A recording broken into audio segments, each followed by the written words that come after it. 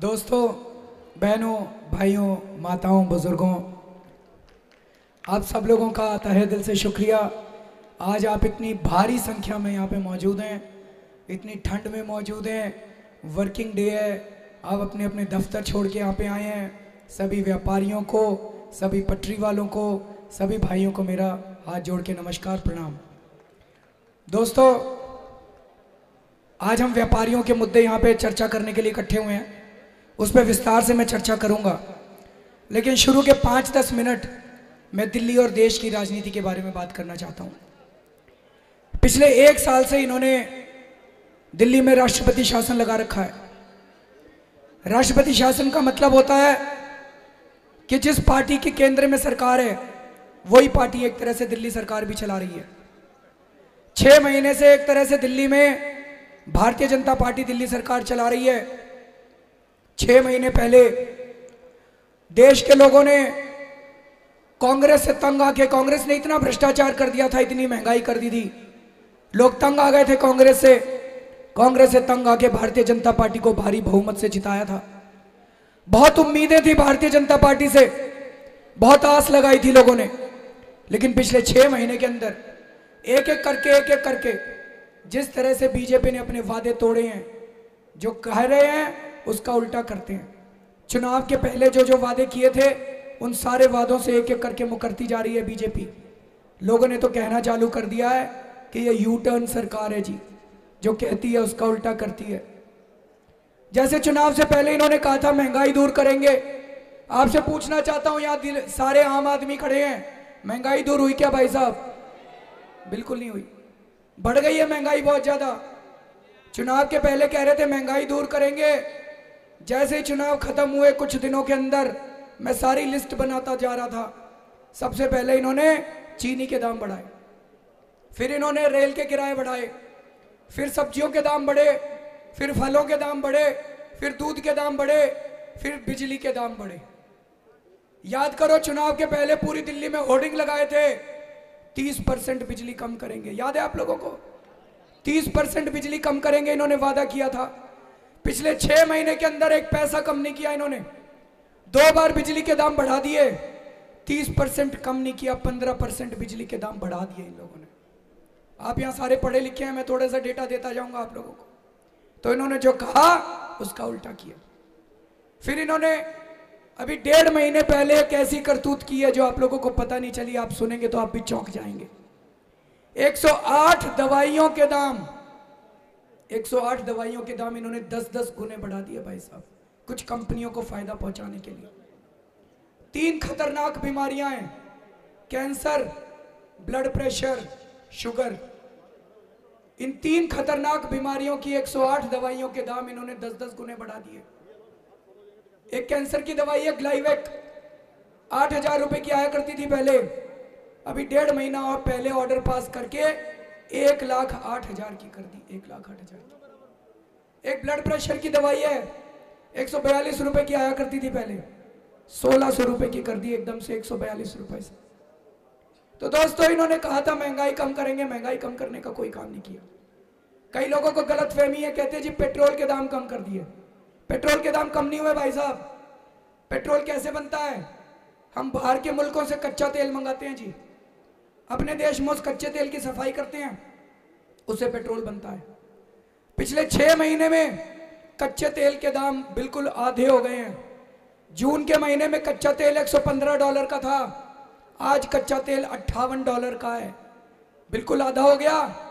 आधे हो गए कच्चे तेल के दाम, तो पेट्रोल के दाम भी आधे होने चाहिए थे। गलत तो नहीं कह रहा? पेट्रोल के दाम भी, जून के महीने में पेट्रोल के दाम थे 71 रुपए, आज कितना होना चाहिए था पेट्रोल का दाम? 35 रुपए। और आज दिल्ली में पेट्रोल मिल रहा है 61 रुपए का। पेट्रोल भी सस्ता नहीं हुआ भाई साहब। तो महंगाई के वादे से मुकर गए, महंगाई कम करने का एक भी कदम नहीं उठाया, उल्टे हर चीज के दाम बढ़ाते गए ये लोग। फिर इन्होंने चुनाव के पहले कहा था भ्रष्टाचार दूर करेंगे। मैंने आप लोगों से पूछना चाहता हूं जी, दिल्ली में रिश्वतखोरी कम हो गई क्या? पुलिस वालों ने पैसे लेने बंद कर दिए, एमसीडी वालों ने पैसे लेने बंद कर दिए, ये वैट डिपार्टमेंट वालों ने पैसे लेने बंद कर दिए। रिश्वतखोरी भी कम नहीं हुई है भाई साहब। उस पर भी या तो इनसे हो नहीं रहा या इनकी नीयत खराब है। फिर इन्होंने चुनाव के पहले, याद करो, चुनाव के पहले इन्होंने कहा था अच्छे दिन आने वाले हैं। भाई साहब, दिल्ली में 2.5 लाख ई रिक्शे वाले हैं, 2.5 लाख ई रिक्शे वाले, बेचारे मेहनत करके अपना पेट पाला करते थे। 4 महीने सरकार की गलत नीतियों की वजह से 4 महीने से ये 2.5 लाख ई रिक्शे वाले अपने घर में बैठे हुए हैं। इनके घर वालों से जाके पूछो इनके अच्छे दिन आ गए क्या? यहाँ पे इतने सारे व्यापारी खड़े हैं, मैं पूरी दिल्ली में व्यापारियों के बीच में घूम रहा हूँ, सारे लोग कह रहे हैं जी पिछले 6 महीने से सारा व्यापार ठंडा पड़ा हुआ है। गलत तो नहीं कह रहा भाई साहब? पिछले 6 महीने से व्यापार नहीं बचा, सारा व्यापार ठंडा पड़ा है। व्यापारियों से पूछो उनके अच्छे दिन आ गए क्या? चुनाव के पहले ये लोग कहा करते थे रॉबर्ट वाड्रा ने चोरी की है, रॉबर्ट वाड्रा ने जमीनें लूट ली, रॉबर्ट वाड्रा को जेल भेजेंगे। चुनाव जीते रॉबर्ट वाड्रा का नाम लेके, अब क्या हुआ भाई साहब? अब क्यों नहीं ले रहे एक्शन रॉबर्ट वाड्रा के खिलाफ? अब तो केंद्र में भी आपकी सरकार है, अब तो राजस्थान में भी आपकी सरकार है, अब तो हरियाणा में भी आपकी सरकार है। जैसे ही हरियाणा का चुनाव जीते 24 घंटे के अंदर खट्टर साहब कहते हैं हम किसी से बदला नहीं लेंगे। 24 घंटे के अंदर सेटिंग हो गई भाई साहब, किसी से बदला नहीं लेंगे। अरे किसी ने भ्रष्टाचार किया तो जेल भेजो उसको, कोई पर्सनल दुश्मनी थोड़ी है जो बदला नहीं लेंगे। फिर इन्होंने कहा था काला धन वापस लेके आएंगे, काला धन वापस लेके आएंगे। इन्होंने कहा था 70 लाख करोड़ रुपए स्विस बैंकों में है, 100 दिन में उसको ले आएंगे, 15-15 लाख रुपए सारे परिवारों को देंगे। किसी को मिले भाई साहब 15 लाख रुपए? झूठ बोला इन्होंने, 15 लाख रुपए देंगे सब लोगों को। होने वाली बात नहीं थी भाई साहब। मैं तो इनकम टैक्स में कमिश्नर था, मैं तो समझता हूं ये सब। जब इन्होंने कहा था 70 लाख करोड़ रुपए वापस लेके आएंगे 100 दिन में, ये होने वाली बात नहीं है, हो ही नहीं सकता था। झूठ बोल के, झूठे वादे करके, लालच देके, धोखा देके इन्होंने जनता के वोट ले लिए भाई साहब। उसके बाद 624 अमीर लोगों की लिस्ट है एक भाई साहब, जिन लोगों ने देश को लूट के स्विस बैंकों में अपना पैसा जमा कर रखा है। जब कांग्रेस की सरकार थी, सुप्रीम कोर्ट ने कई बार बोला ये इस लिस्ट में किस किस के नाम है जनता को बताओ। कांग्रेसियों ने नहीं बताई वो लिस्ट। क्यों नहीं बताई? उसमें कांग्रेसियों के भी नाम थे, कांग्रेस उनको बचाना चाहती थी। बीजेपी उन दिनों में कहा करती थी हमारी सरकार बन गई तो हम ये लिस्ट बताएंगे जनता को, हम ये लिस्ट बताएंगे जनता को। दोस्तों अब तो बीजेपी की भी सरकार बन गई, अभी भी वो लिस्ट के नाम नहीं बता रहे। क्यों नहीं बता रहे? जब बीजेपी की सरकार बनी, उन्होंने जब लिस्ट देखी तो पता चला इसमें तो अपने वालों के भी नाम है, बीजेपी वालों के भी नाम है, कांग्रेस वालों के भी नाम है, दोनों नहीं बता रहे भाई साहब। फिर इन्होंने चुनाव के पहले कहा था विकास करेंगे, विकास करेंगे, विकास करेंगे, और अब चुनाव जीतने के बाद क्या कह रहे हैं? विकास नहीं करेंगे, धर्म परिवर्तन करेंगे, लव जिहाद करेंगे, नाथुराम गोडसे के मंदिर बनाएंगे। अगर ये सब चुनाव के पहले कहते थे भाई साहब, कोई वोट देने वाला नहीं था इस देश के अंदर। कई लोग मेरे को कहते हैं अरविंद जी अभी तो 6 महीने हुए हैं, we should give them more time. मैं सहमत हूं, लेकिन मैं ये पूछना चाहता हूं 49 दिन के अंदर हमने इतने काम कर दिए थे, 6 महीने के अंदर एक काम बता दो जो इन लोगों ने किया है। 6 महीने के अंदर भ्रष्टाचार दूर किया, महंगाई कम की, कोई आप लोगों को सुकून मिला हो 6 महीने के अंदर? आप मेरे को बता दो भाई साहब। अगर हम 49 दिन में इतने काम कर सकते थे, 48 घंटे के अंदर, मुख्यमंत्री बनने के 48 घंटे के अंदर मैंने आप लोगों के बिजली के बिल आधे कर दिए थे। अगर मैं 48 घंटे में आपके बिजली के बिल आधे कर सकता हूं, क्या ये लोग 6 महीने के अंदर आपके बिजली के बिल कम नहीं कर सकते? क्या कर सकते हैं? नीयत खराब है, कर सकते हैं, नीयत खराब है। पहले बीजेपी, पहले कांग्रेस मिली हुई थी बिजली कंपनियों के साथ, अब बीजेपी मिली हुई है बिजली कंपनियों के साथ। अनिल अंबानी जी जो बिजली कंपनियों के मालिक हैं, उनको इन्होंने अपना स्वच्छता अभियान का एम्बेसडर बनाया है। कैसे उनकी बिजली कंपनियों को ठीक करेंगे ये लोग? अगर उनके साथ इतनी दोस्ती है, कैसे उनको बिजली कंपनियों को ठीक करेंगे भाई साहब? तो दोस्तों हम भी चुनाव लड़े थे, हमने भी कई वादे किए थे। पिछली बार मैं भी गली गली में गया था, ऐसी बहुत सारी सभाएं ली थी, लेकिन हमने जितने वादे किए थे भाई साहब, एक एक वादा करके दिखाया था। हमने सबसे बड़ा वादा किया था, हमने कहा था बिजली के बिल आधे कर देंगे। भाई साहब सरकार बनने के 48 घंटे के अंदर हमने बिजली के बिल आधे कर दिए थे दोस्तों। 250 करोड़ रुपए खर्च किए थे आप लोगों के बिजली के बिल आदि करने के लिए, 250 करोड़ रुपए। ये मीडिया वालों ने खूब मजाक उड़ाया था मेरा, बोले केजरीवाल पैसे लुटा रहा है, केजरीवाल पैसे लुटा रहा है। भाई साहब मैं पैसे घर लेके नहीं गया था, पैसे आप लोगों के ऊपर लुटा रहा था, आपके बिजली के बिल आदि करने के लिए लुटा रहा था। मैं आपसे पूछना चाहता हूं, अगर 250 करोड़ रुपए में मेरी दिल्ली की जनता खुश होती हो, अगर 250 करोड़ रुपए के अंदर मेरी दिल्ली की जनता के बिजली के बिल आदि होते हो, एक मुख्यमंत्री को क्या चाहिए भाई साहब? अभी गुजरात की मुख्यमंत्री बनी है, नहीं आनंदीबेन पटेल, मुख्यमंत्री बनते ही अपने लिए 100 करोड़ का हेलीकॉप्टर खरीद रही है भाई साहब। मैं भी खरीद लेता जी, हेलीकॉप्टर किसको अच्छा नहीं लगता। रोज मैं अपने घर की छत से उड़ता, सचिवालय की छत पे उतरता, तो ये सारे मीडिया वाले कहते हैं very good chief minister, very progressive chief minister, very forward looking chief minister. मैंने तय किया एक पैसा खर्च नहीं करूंगा अपने ऊपर। हेलीकॉप्टर लेना तो बहुत दूर की बात है, एक पैसे का पेट्रोल भी नहीं लिया मैंने सरकार से, एक पैसे का पेट्रोल भी नहीं लिया। मैं मुख्यमंत्री बना ना, इन्होंने बहुत लंबी गाड़ी भेजी मेरे घर, वो मुख्यमंत्री वाली गाड़ी, लाल बत्ती लगी हुई थी उस पर। मैंने इनकी गाड़ी वापस कर दी, अपनी टूटी फूटी वैगनार में घूमा करता था, घर से निकलता था लाल बत्ती पे रुकता था। नहीं तो लाल बत्ती थोड़ी होती है जी मुख्यमंत्री की, हरी हरी होती है उसकी तो सारी। मैं लाल बत्ती पे रुकता था क्योंकि सिक्योरिटी नहीं ले रखी थी, जनता घेर लेती मेरी गाड़ी, मैं शीशा नीचे करता, जनता से हाथ मिलाता, जनता कहती है ऐसा मुख्यमंत्री नहीं देखा। हाथ दे के सड़क पे उसकी गाड़ी रोक लो, उससे हाथ मिला लो सड़क पे खड़े होके। तो दोस्तों हमने वादा किया था, 48 घंटे के अंदर हमने बिजली के दाम आधे कर दिए, जो कहा वो करके दिखाया, जो कहा करके दिखाया। बीजेपी वाले जो कहते हैं उसका उल्टा करते हैं। हमने कहा था आपके पानी के बिल 20-20 हजार लीटर पानी हर परिवार को मुफ्त देंगे हर महीने, 5 दिन के अंदर इंप्लीमेंट कर दिया था दोस्तों। हमने कहा था महंगाई कम करेंगे, जब मैं मुख्यमंत्री बना सीएनजी 50 रुपए किलो थी दिल्ली में, एक महीने के अंदर 35 रुपए किलो कर दी थी हमने सीएनजी, 15 रुपए किलो कम कर दी थी सीएनजी। हमारे टाइम में आलू 10 रुपए किलो बिका करते थे जी, आजकल क्या रेट हो रहा है? 20 रुपए।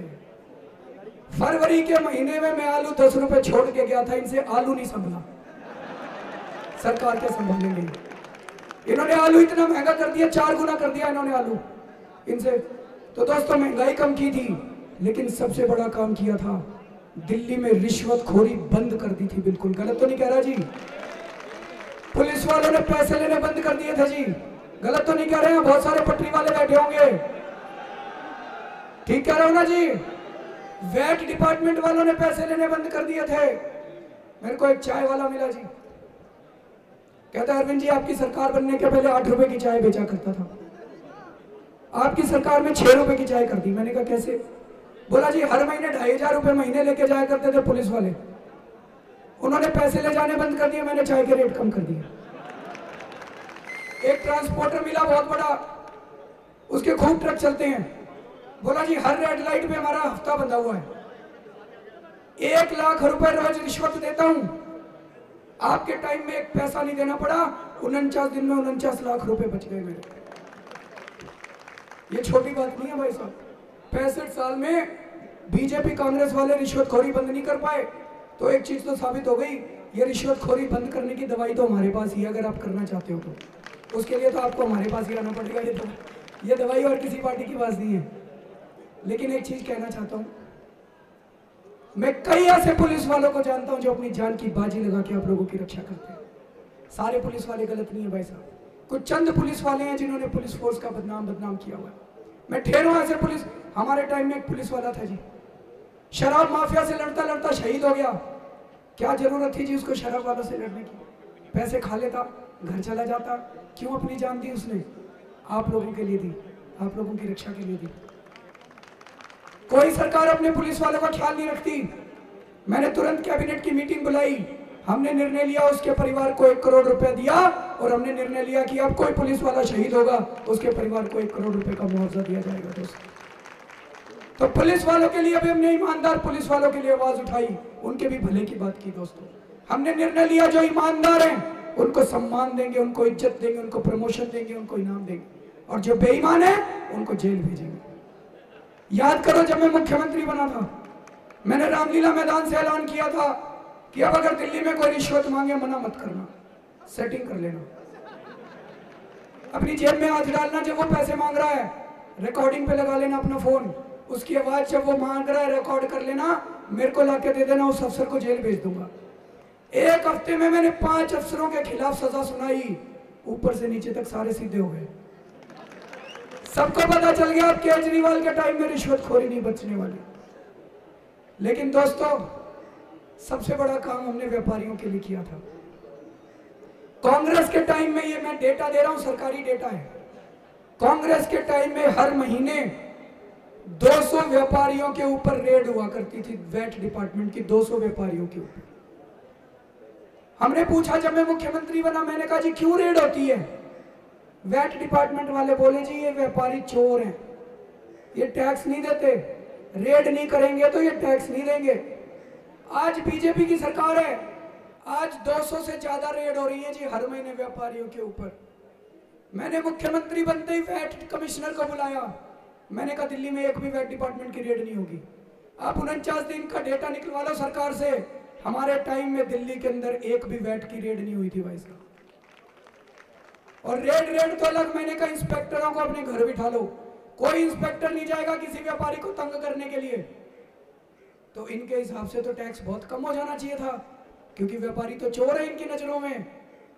आपको ये जान के आश्चर्य होगा दोस्तों, पूरी दिल्ली के इतिहास में उन 49 दिनों का जो वैट का रिकॉर्ड है, रिकॉर्ड कलेक्शन हुआ था टैक्स का, सबसे ज्यादा टैक्स का कलेक्शन हुआ था। क्यों हुआ था? हमने अपने व्यापारी भाइयों के ऊपर भरोसा किया था। भरोसे पे सरकार चलाई थी, डंडे से सरकार नहीं चलाई थी दोस्तों।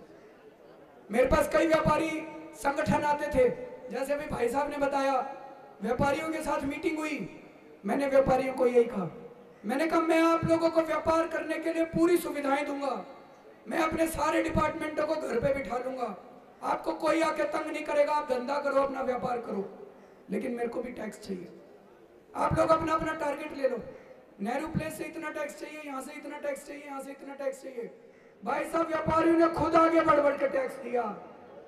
मेरे टाइम में 3 महीने में 5,666 करोड़ रुपए का टैक्स इकट्ठा हुआ था।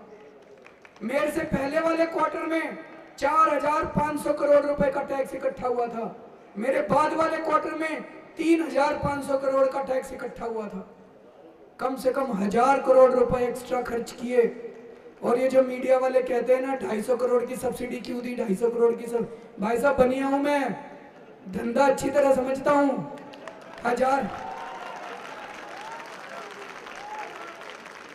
1,000 करोड़ रुपए की कमाई करके लाया था, उसमें से 250 करोड़ रुपए आप लोगों के बीच में बांट दिए, तो बताओ कोई गलत करा क्या? घर तो नहीं लेके गया पैसे, आप ही लोगों में बांटे पैसे, आप ही का पैसा था, आपको वापस दे दिया मैंने।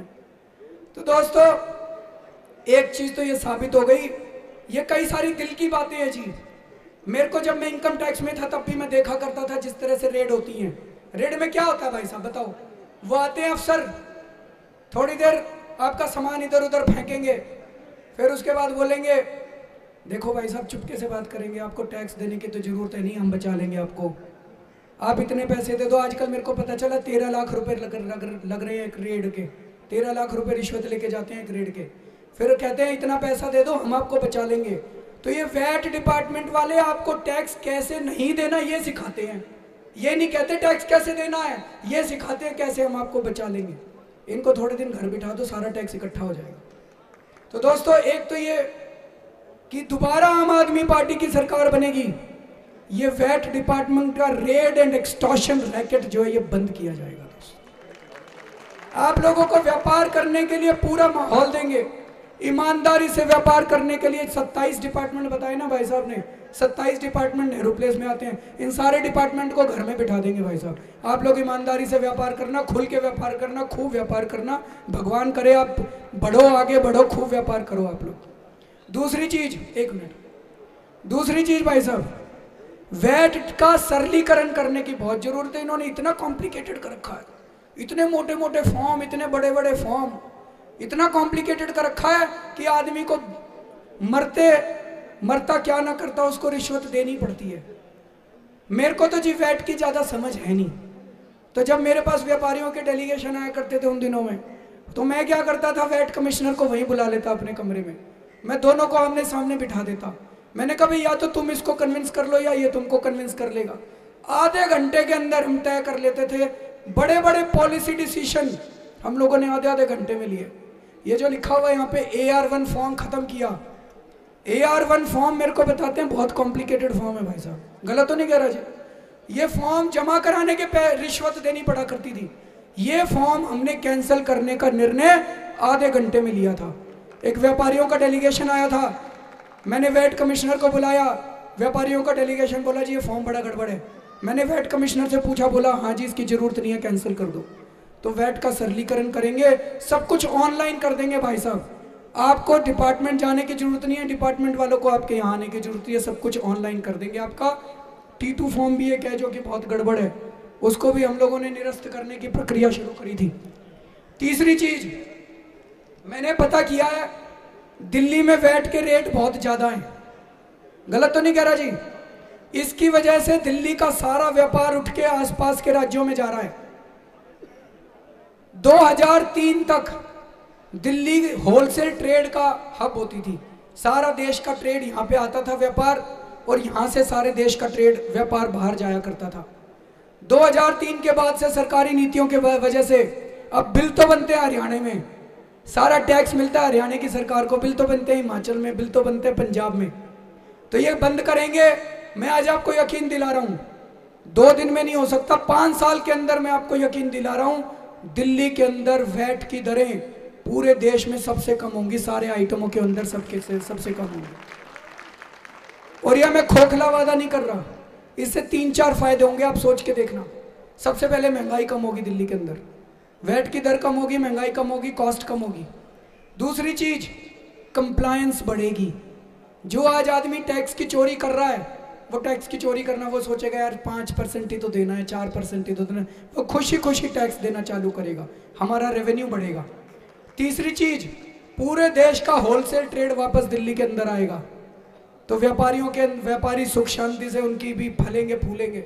और चौथी चीज व्यापार बढ़ेगा तो एम्प्लॉयमेंट बढ़ेगी दिल्ली के अंदर, रोजगार बढ़ेगा दिल्ली के अंदर, फायदा ही फायदा है जी। टैक्स के रेट बढ़ाने से नुकसान ही नुकसान है, टैक्स के रेट कम करने से फायदा ही फायदा है। तो वैट की दरें हम लोग सबसे कम करेंगे। ऑनलाइन की बात करी अभी भाई साहब ने, हम ऑनलाइन के खिलाफ नहीं है भाई साहब ने भी कहा ऑनलाइन सुविधा मिलती है कस्टमर्स को, घर बैठे बैठे ऑर्डर कर देते हैं, लेकिन 20 रुपए की खरीद पे अगर कोई व्यापारी 18 रुपए में बेच रहा है तो कहीं ना कहीं तो कुछ स्कैम चल रहा है, गलत तो नहीं कह रहा जी। अगर 20 रुपए में कोई भी व्यापारी प्रॉफिट कमाने के लिए बैठा है, नुकसान करने के लिए क्यों बैठा है? नुकसान करने के लिए तो नहीं बैठा। लेकिन अगर आपकी खरीद 20 रुपए की है और व्यापारी बेच रहा है 18 रुपए में, और बाकी सारा कंपटीशन बैठता जा रहा है उसकी वजह से, इसका मतलब उसकी जांच होनी चाहिए। ये तो स्कैम है भाई साहब, ये बहुत बड़ा स्कैम है, इसकी जांच कराएंगे हम लोग, ये नहीं होने देंगे। हम ऑनलाइन के खिलाफ नहीं है, लेकिन स्कैम नहीं होने देंगे। मैं गलत तो नहीं कह रहा जी, ठीक है ना जी। उसके बाद हमारी सरकार आई थी जी, रिटेल में FDI, कांग्रेस की सरकार निर्णय लेके गई थी कि रिटेल के अंदर FDI लाएंगे, दिल्ली के अंदर हम रिटेल में FDI नहीं लेके आएंगे। ये मैं अपने कन्विक्शन से बोल रहा हूं, मैंने इसकी जांच करी है। आप लोग भी गूगल के ऊपर जाना, सर्च मारना, मैंने बहुत जांच करी है। जिन जिन देशों के अंदर रिटेल में FDI गया है, वहां बेरोजगारी फैली है, दुकानें बंद हो गई हैं, और केवल चंद लोगों को उसका फायदा मिला है। जब मैं मुख्यमंत्री बना, जब मैंने ये निर्णय लिया कि हम रिटेल में FDI बंद करेंगे, 2-3 अखबारों के बड़े बड़े टॉप के एडिटर आके मिले मेरे से, बोले केजरीवाल जी आपने निर्णय बहुत गलत लिया है। मैंने कहा बताइए रिटेल में FDI का क्या फायदा है? बोले जिससे रोजगार बढ़ता है, इससे भाव कम होते हैं, इससे कोल्ड स्टोरेज चेन होती हैं। मैंने कहा भाई साहब मेरे को 3 देशों के नाम बता दो जहां पे रिटेल में FDI जाने से रोजगार बढ़ाओ। जहां में रिटेल में एफडीआई जाने के से कोल्ड स्टोरेज चेन हुई हो, किसानों को अच्छे दाम मिले हो, मैंने कहा मैं अपना निर्णय वापस ले लूंगा। वो एडिटर दोबारा लौट के नहीं आए भाई साहब आज तक। आप लोग बताओ तो सही, बात तो करें बैठ के, बातचीत से चलनी चाहिए, सारी पॉलिसीज बातचीत से बननी चाहिए। तो अगर दोबारा आए हम लोग, अगर क्या आना चाहिए, आएंगे दोबारा आएंगे तो एफडीआई नहीं आने देंगे जी रिटेल में। दूसरी चीज, ये पूरी रेड टेप की वजह से, ब्यूरोक्रेसी की वजह से, रिश्वतखोरी की वजह से एक आम आदमी आज व्यापार शुरू नहीं कर सकता। दिल्ली के अंदर हम ऐसा कर देंगे कि कोई भी व्यापार शुरू करना चाहते हो, एक हफ्ते के अंदर आपको सारे परमिशन मिलेंगे, और अगर परमिशन ना मिले एक हफ्ते के अंदर, मुख्यमंत्री के दफ्तर में आ जाना, आपको सारे परमिशन हम दिला देंगे। आपको व्यापार को खूब तेजी से बढ़ावा दिया जाएगा। एक आप लोगों से पूरे दिल्ली में, केवल नेहरू प्लेस की बात नहीं है, पार्किंग के खूब सारे चार्जेस लिए गए हैं और कहीं पार्किंग का कोई नामो निशान नहीं है। पार्किंग के पैसे लिए गए हैं, ये वाले सारे पैसे मैं पता करूंगा ये पैसा कहाँ गया, पूरी दिल्ली के व्यापारियों से ले लिए, और इसके लिए जगह जगह हर मार्केट के अंदर इसको पार्किंग के ऊपर ही लगाया जाएगा। मल्टी स्टोरीड पार्किंग भी बनाएंगे, जहाँ जहाँ जिस किस्म की पार्किंग की सुविधा हो सकती है वो हम लोग करेंगे। सबसे बड़ी बात यह है जी, कोई भी आपके बारे में पॉलिसी बनाएंगे, आपसे बिना पूछे नहीं बनाएंगे। आपका सहयोग होगा, व्यापारियों का सहयोग होगा, व्यापारियों से मिल बैठ के, और अलग अलग ट्रेड की अलग अलग एसोसिएशन है, आप लोगों से बैठ के बातचीत करके ये सारी पॉलिसीज बनाई जाएंगी। जितना वैट आप इकट्ठा करके दोगे, ये पॉलिसी बनाएंगे, उसका कुछ परसेंटेज, कुछ हिस्सा आपको हम वापस कर देंगे अपनी मार्केट डेवलप करने के लिए। तो मान लो नेहरू प्लेस से आपने 50 करोड़ रुपए इकट्ठे करके दिए वैट के, उस 50 करोड़ का एक हिस्सा हम नेहरू प्लेस वालों को दे देंगे। आप सारे ट्रेडर मिलकर अपनी मीटिंग कर लेना और आप डिसाइड कर लेना इस पैसे को नेहरू प्लेस का डेवलपमेंट करने के लिए, नेहरू प्लेस मार्केट का विकास। आज सरकार टैक्स तो ले लेती है आपसे, सुविधाएं कुछ नहीं देती आपकी मार्केट के अंदर। गलत तो नहीं कह रहा जी? अब आपको हम पैसे वापस कर देंगे, भाई इतना % आप ले लो और आप अपना विकास क्या क्या करना है आप उसकी योजनाएं बना लो। इस तरह की बहुत सारी योजनाएं हैं जी। लेकिन एक चीज मैं कहना चाहता हूं, मुख्यमंत्री बनाना एक चीज मैंने सीखी। पहली चीज तो यह, सरकार में पैसे की कमी नहीं है जी, पैसा बहुत है सरकार में, नीयत की कमी है। अच्छी नीयत वाले अंदर जाएंगे तो सब कुछ हो सकता है जी। शिक्षा भी सुधर सकती है, व्यापार भी सुधर सकता है, सड़कें भी बन सकती है, सब कुछ हो सकता है। दूसरा मैंने देखा 99% प्रॉब्लम्स के समाधान हैं। सरकार के अंदर किसी ना किसी का वेस्टेड इंटरेस्ट होता है, इसलिए निर्णय नहीं लिए जाते, फाइलों पे बैठ जाते हैं ये लोग। गलत तो नहीं कह रहा जी? मैं मुख्यमंत्री बना, एक फाइल आई, पता चला दिल्ली से गाजियाबाद की जो मेट्रो ट्रेन है, 10 साल से वो फाइल पेंडिंग पड़ी हुई थी। क्यों पेंडिंग पड़ी हुई थी? जीडीए के वाइस चेयरमैन मेरे से मिलने आए, उन्होंने बताया जी पिछली सरकार में फलाने फलाने मंत्री का फलाना इंटरेस्ट था, इसलिए फाइल क्लियर नहीं कर रहे थे। जो फाइल 10 साल से पेंडिंग पड़ी हुई थी, 24 घंटे के अंदर हमने क्लियर कर दी भाई साहब, 24 घंटे के अंदर। और अब दिल्ली से गाजियाबाद तक की मेट्रो लाइन दिलशाद गार्डन से उसका कंस्ट्रक्शन का काम भी शुरू हो गया। तो भाई साहब, अगर अच्छी नीयत वालों को हम अंदर भेजेंगे, सारे निर्णय हो सकते हैं, सारा समाधान हो सकता है। 2 बातें मैं इंडस्ट्री एसोसिएशन वालों के लिए भी बोलूंगा। दिल्ली में 29 इंडस्ट्रियल एरिया हैं, उनमें से 6 या 7 काम कर रहे हैं, बाकी काम ही नहीं कर रहे। लोगों ने प्लॉट ले लेके छोड़ रखे हैं। क्यों छोड़ रखे हैं? सरकार ने वहां कोई सुविधा नहीं दी, ना बिजली है, ना पानी है, ना सड़कें हैं, ना कनेक्टिविटी है। तो जब हमारी सरकार बनी थी, मैंने सारी इंडस्ट्री एसोसिएशन वालों को बुलाया। पहली बात तो वो मिलके इतने खुश हो गए, बोले जी पिछले 10 साल से सरकार ने कभी हमको नहीं बुलाया बातचीत करने के लिए, आपने मुख्यमंत्री बनने के 1 महीने में हमको बुला लिया बात करने के लिए, हमें लगता है आपकी नीयत साफ है। और हमने ये तय किया कि 29 के 29 इंडस्ट्रियल एरिया में जो भी कमी है, इन 4 चीजों को हम देंगे, बिजली देंगे, पानी देंगे, सड़क देंगे, कनेक्टिविटी देंगे। और हम सारी इंडस्ट्री को इन्वाइट करेंगे कि आप वहाँ पे इंडस्ट्री लगाइए। इंडस्ट्री लगेगी तभी तो रोजगार पैदा होंगे भाई साहब, नहीं तो रोजगार कैसे होंगे? दिल्ली के अंदर इतनी बेरोजगारी फैली हुई है। तो भाई साहब काम तो खूब करेंगे। अब 2 शब्द में आम आदमी पार्टी के बारे में भी कहना चाहता हूँ जी। हम फक्कड़ है जी, हमारे पास पैसा नहीं है चुनाव लड़ने के लिए। आप लोगों से पैसा चाहिए जी। यहाँ पे जितने लोग खड़े हैं, अभी पिछली बार तो इन्होंने हल्के में ले लिया था हमको, बोले 2 सीट आ रही है, 4 सीट, ये सारे मीडिया वाले बोले 2 सीट आ रही है, 4 सीट आ रही है, लेकिन 28 सीट आ गई, किसी ने सोचा नहीं था। तो पिछली बार तो मुझे, इस बार दिल्ली में 2 ही पार्टी हैं जी, कांग्रेस तो कहीं नहीं खड़ी, 2 ही पार्टी हैं, आम आदमी पार्टी और बीजेपी।